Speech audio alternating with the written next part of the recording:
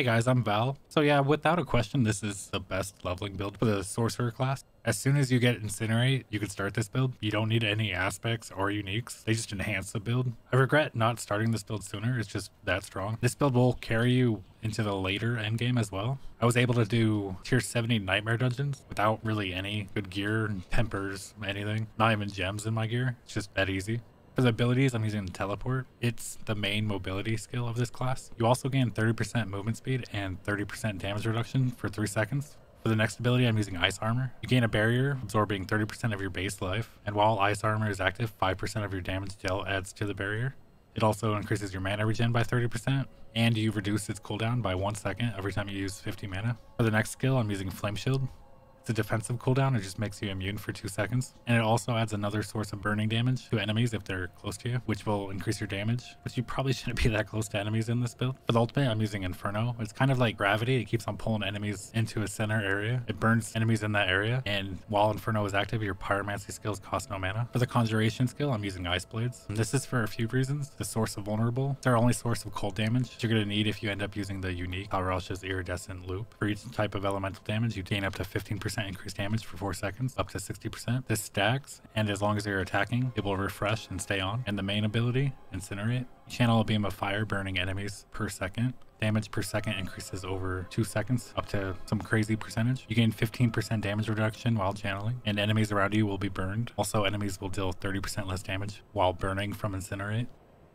For the enchantments, I'm using Firebolt. Direct damage from skills apply additional burning damage over 8 seconds. With the key passive we're using, the more sources of burning damage that we have, it increases our damage. And for the next enchantment, I'm using Fireball. When you kill an enemy, they explode in a fireball for 60% of its damage. And Fireball deals 10% of burning damage you've applied to enemies as additional direct damage. So basically, when you're attacking anything with Incinerate, you're immediately going to make them explode for 10% damage.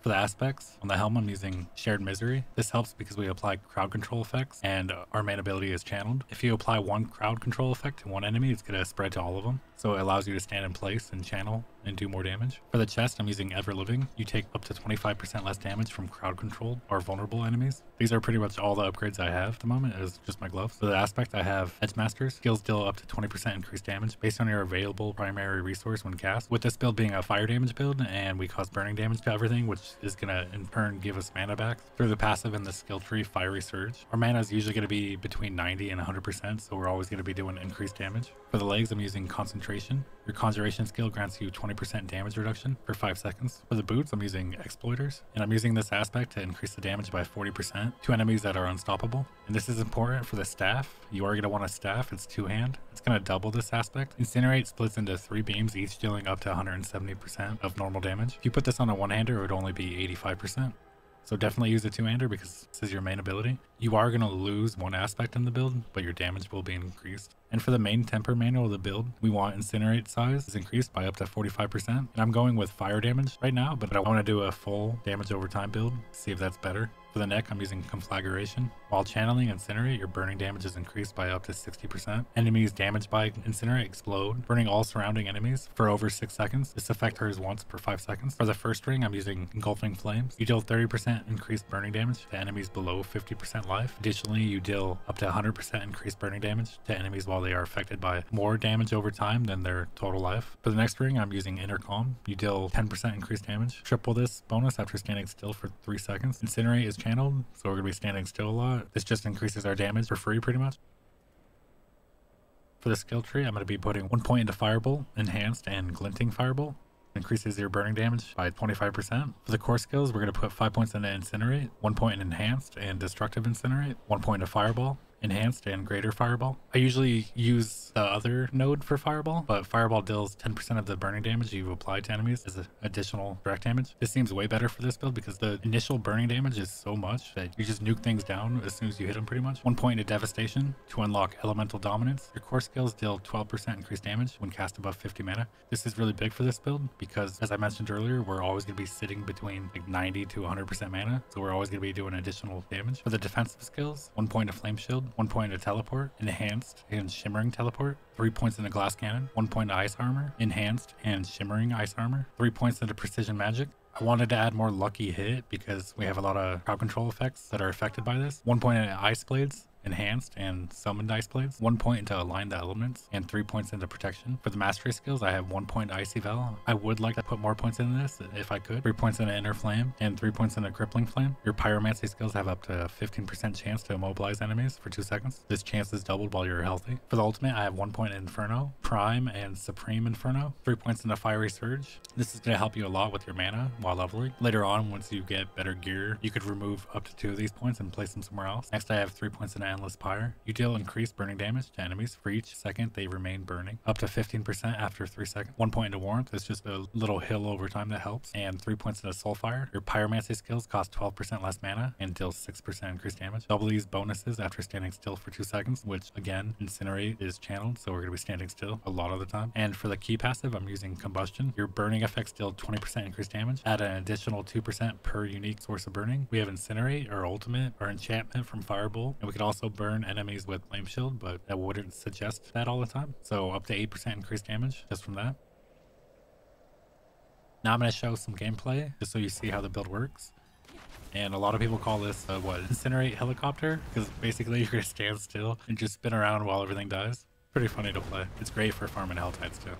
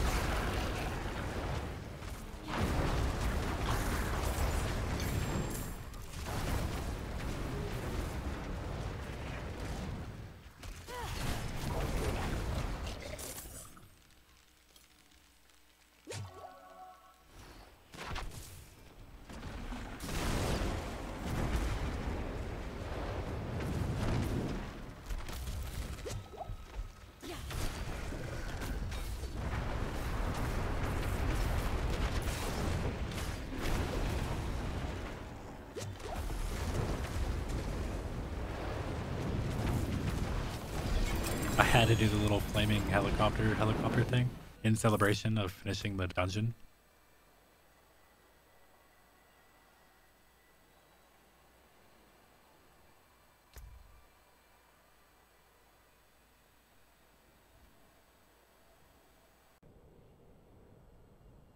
For the Paragon, our first board, we're going to go to the right and grab Elementalist, which increases our non-physical damage and life. Our first glyph is going to be Torch. You deal 2% increased damage per nearby burning enemy, up to 12% damage. We're going to go down and grab Resilience for extra resistance and max life. Then we're going to go out the left side and grab Elemental Balance for more non-physical damage. The next Paragon board is going to be Searing Heat. We do grab the Legendary node. Pyromancy skills have 12% increased critical strike chance. That doesn't help us. And deal increased direct damage equal to 10% of your damage with fire bonus, up to 30%. That's the part that we need. We gain 30% more damage. You're gonna grab the rare node Pyromancy for more fire damage, Combustion for more fire damage. The glyph is gonna be Pyromaniac. Every Pyromancy skill you cast or every second you channel Incinerate increases your fire damage by 2% for 6 seconds, up to 10%. That extra 10% damage. And Paragon nodes within range gain a bonus to their fire damage and damage reduction modifiers. Then we're gonna grab the rare node Flame Touch, even more fire damage, and Ashes for fire resistance. The next board's gonna be Burning Instinct. We do take the legendary node. Your burning damage is increased by 10%. Your critical strike damage bonus plus 1% for every 25 intelligence you have. So you can add critical strike damage just to buff this. I'm currently just using intelligence to do this. My current burning damage bonus is 64%. Like I said earlier, I do want to try out a pure damage over time build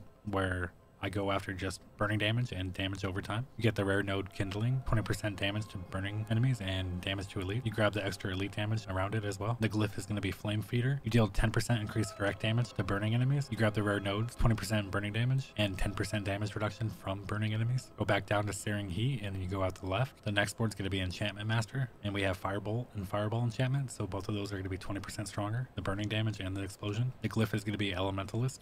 Dealing fire, cold, or lightning damage to an enemy increases all damage you deal to them by 5% for 10 seconds, stacking once per element. This is going to stack up to 15% as long as we are using Teleport and Frozen Blade on cooldown. We're going to grab the non-physical damage and damage to elites here, the extra resistance and non-physical damage. And we're going to go out the bottom. The last board is going to be Frigid Fate. You deal bonus damage to vulnerable enemies equal to 10% of the total amount of bonus damage with cold, up to a maximum of 30% damage. And it's maxed out, so I'm going to get another 30% increased damage to vulnerable enemies. I'm going to grab the Lucky Hit here as well. That's another 10%, which helps with crowd control. And then the glyph is going to be Enchanter, which is going to give us 10% more max resistance to fire. So usually the maximum resistance you can have is 70. Our fire resist is going to be at 80. And we also gain a lot of non-physical damage here as well. For the build review, this build is insanely strong. It starts right away and it just keeps on going. Like I showed earlier, I did a tier 70 nightmare dungeon with no gear pretty much. Like, it's not the best gear, you know. The main hurdle is going to be survivability. This build is pretty squishy. A unique that would help is Yen's Blessing. Casting a skill has up to a 60% chance to cast a non-mobility, non-ultimate skill that is currently on cooldown. This effect can only occur once every 8 seconds. With this unique, you would either use Flame Shield or Ice Armor one at a time, let this effect refresh it, and then use the other one, and just keep on juggling between the two, so you always have some kind of armor on, either immune or a barrier. And I'm gonna see how far I can push and the end game is like with this build. I thought it was gonna be boring to play because it's channel, but it's actually pretty fun. I stopped to get another set of gear for burning damage to try out a damage over time build to see what the differences are like and which one's better. For now, it just looks really strong. I don't think it's gonna be the top end game build, but it will get you there and it will get you there easy and quick. I appreciate the support. Thank you guys for watching. I'll see you guys next time.